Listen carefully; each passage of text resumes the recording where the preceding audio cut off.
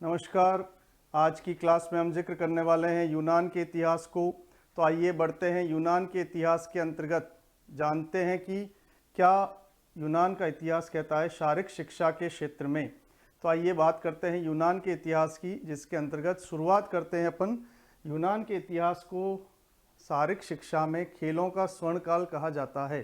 खेलों के स्वर्ण काल के अंतर्गत जो है यूनान का इतिहास कहता है कि ये खेलों की परंपरा को शुरू करने वाला जो है सभ्यता देश माना जाता है। एक ऐसा देश जिन्होंने सबसे पहले खेलों को शारीरिक शिक्षा को बढ़ावा दिया था और खेलों और शारीरिक शिक्षा का विकास किया था। तो बात करते हैं यूनान के इतिहास की। तो यूनान का जो इतिहास है वो आपके यहाँ पर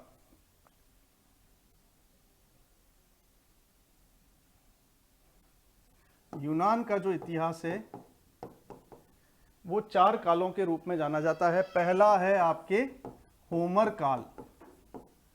पहला काल है होमर काल, जिसके अंतर्गत 850 ईसा पूर्व का समय जो है वो माना जाता है। होमर काल का पहला 850 ईसा पूर्व। उसके पश्चात आता है स्पार्टा काल। स्पार्टा काल है 800 ईसा पूर्व से 700 ईसा पूर्व का। स्पार्टा काल है 800 ईसा पूर्व से 700 ईसा पूर्व का। तीसरा है पूर्व एथेंस काल। पूर्व एथेंस काल है 700 ईसा पूर्व से 600 ईसा पूर्व का। और इसी के साथ चौथा काल विभाजन है उत्तर एथेंस काल। उत्तर एथेंस काल को लेकर तारीखों का कोई जिक्र जो है वो यहाँ पर नहीं किया गया है। तो इन 4 काल विभाजन के रूप में यूनान के इतिहास को माना जाता है। तो देखिए यूनान का जो इतिहास है खेलों और विद्वान के रूप में बहुत ही समृद्ध इतिहास रहा है।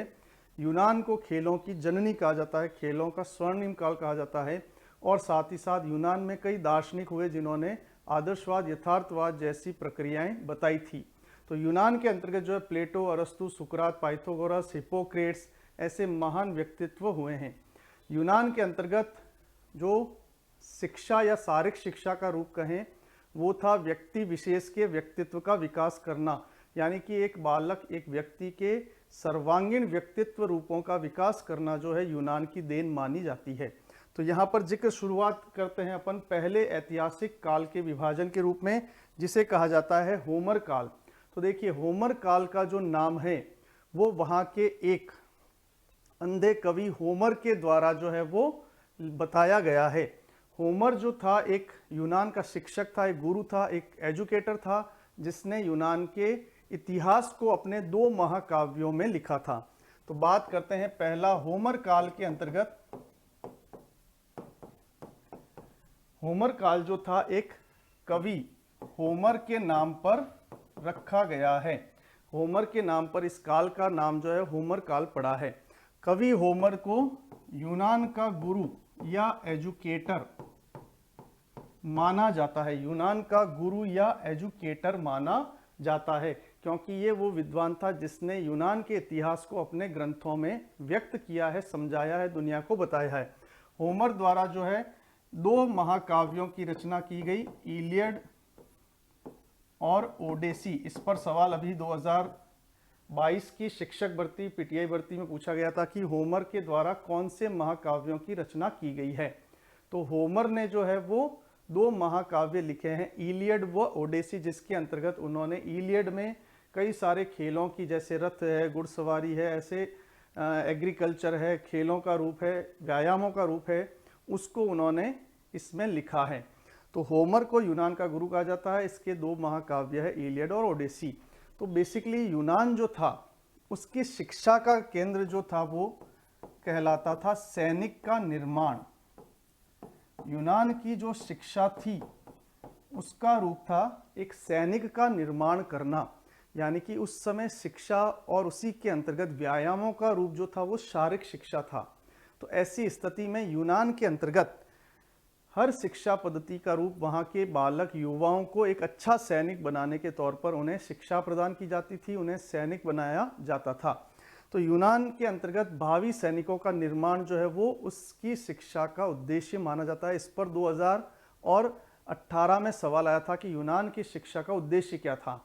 तो सैनिक या भावी सैनिक, एक अच्छे सैनिक का निर्माण करना, क्योंकि ऑप्शन में थे एक अच्छे नागरिक, एक अच्छे खिलाड़ी, एक अच्छे सैनिक या एक अच्छे व्यक्ति के रूप में किसका निर्माण था। तो यहाँ पर यूनान का जो संपूर्ण इतिहास कहता है कि एक अच्छे सैनिक का निर्माण करना जो है यहाँ की शिक्षा पद्धति का रूप था। तो भावी सैनिक का निर्माण करना जो है यूनान के अंतर्गत प्रचलित था। यूनान के अंतर्गत ही जो होमर काल के अंतर्गत है, शारीरिक शिक्षा है, शिक्षा को व्यक्ति की स्वस्थ शारीरिक स्थिति से जोड़कर देखा गया था। स्वस्थ और सुंदर शरीर की निर्माण करना, रचना करना जो है यूनान के अंतर्गत लोगों की जीवन पद्धति का मुख्य उद्देश्य, शिक्षा का मुख्य उद्देश्य माना जाता था। चूंकि यूनान वासी जो थे वो खेलों के तरफ आकर्षित थे, वो देवताओं के प्रति समर्पित थे, इसलिए वो अपने जीवन को सुखी और समृद्ध और अच्छा बनाने के लिए जो है वो व्यायामों की क्रिया करते थे, और व्यायामों के माध्यम से वो अपने शरीर को स्वस्थ, निरोगी और सुंदर बनाने का। तो बात करें कि अगर यूनान के अंतर्गत शरीर के किस रूप को यूनान वासियों ने महत्व दिया था, तो वो सुंदर काया यानी कि ब्यूटीफुल फिजिक के रूप में जो है उन्होंने शरीर को देखा था, उसका विकास किया था। तो बात करते हैं आगे। यूनान का जो होमर काल है, इस काल के दौरान जो यूनान वासी थे वो कुछ मनोरंजनात्मक गतिविधियों को करते थे, उनके माध्यम से वो अपने जीवन में शारीरिक व्यायामों को शामिल करते थे। वो गतिविधियां जो थी वो कौन कौन सी गतिविधियां थी, जैसे कि शिकार खेलना, तैराकी और कुश्ती या मल्ल युद्ध। ये यूनान के लोगों का एक प्रमुख गतिविधि के रूप में भाग लेने का कार्यक्रम हुआ करता था। इनका अभ्यास, प्रशिक्षण वो प्राप्त करते थे, खेलते थे। साथ ही साथ शिकार खेलना भी, हंटिंग करना भी उनकी एक प्रमुख गतिविधि थी। इसके अलावा जो कुछ सैनिक गतिविधियां वो अपने जीवन में अपनाते थे, उनके अंतर्गत थी आपके एथलेटिक्स और सैनिक गतिविधियों में दौड़, रथ दौड़, मुक्केबाजी आदि गतिविधियों को वो अपने जीवन में, साथ ही साथ तीरंदाजी ऐसी गतिविधियों को यूनान के सैनिक कार्यक्रमों का हिस्सा माना जाता था। कुश्ती जो है वो एक अच्छी गतिविधि मानी जाती थी, पॉपुलर गतिविधि मानी जाती थी, जिसका अभ्यास और प्रशिक्षण जो है बालक भी लेते थे और बालिकाओं को भी यूनान के अंतर्गत कुश्ती सिखाई जाती थी। तो ऐसे में इन गतिविधियों के द्वारा एक अच्छे सैनिक का निर्माण जो है वो यूनान की सभ्यता में होमर काल के दौरान हुआ था।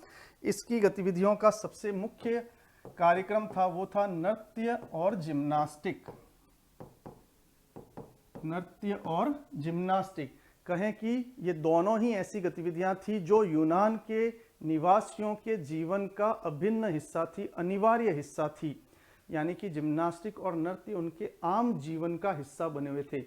विभिन्न धार्मिक अवसर कहें, विभिन्न उत्सव कहें, या विभिन्न गम के या शोक के अवसरों पर भी वो लोग जो हैं जिम्नास्टिक और नृत्य के माध्यम से अपने भावों को, विचारों को गतिविधियों के माध्यम के तौर पर प्रदर्शित करते थे। तो ऐसी स्थिति में यूनान जो था वो एक जिम्नास्टिक और नृत्य गतिविधि प्रधान शारीरिक शिक्षा का देश माना गया, सभ्यता मानी गई। साथ ही साथ इस काल के अंतर्गत मानव तथा प्रकृति का सौंदर्य,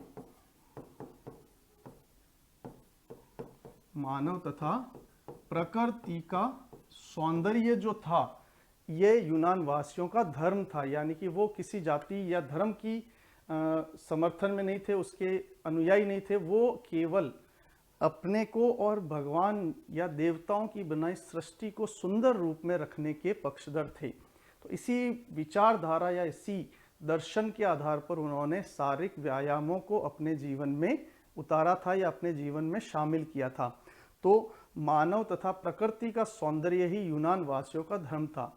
देखिए, यूनान जो था एक धार्मिक परायण या धर्म समर्थित देश था। धर्म का मतलब था कि वो अपने पुराने पौराणिक देवताओं को बड़ा ही महत्व देते थे। तो उनका मानना था कि उनके सर्वोच्च देवता जो जीएस हैं या जीसस, हम कई शब्दों में उनको जियुस नाम से भी जानते हैं, तो जीएस जो देवता थे, उन देवताओं के द्वारा ही वो अपनी उत्पत्ति को माना करते थे। साथ ही साथ वो ये मानते थे कि उन्हें अपना जीवन जीएस देवता के समर्पण में, उनके बताए हुए उपदेशों में ही समर्पित कर देना चाहिए।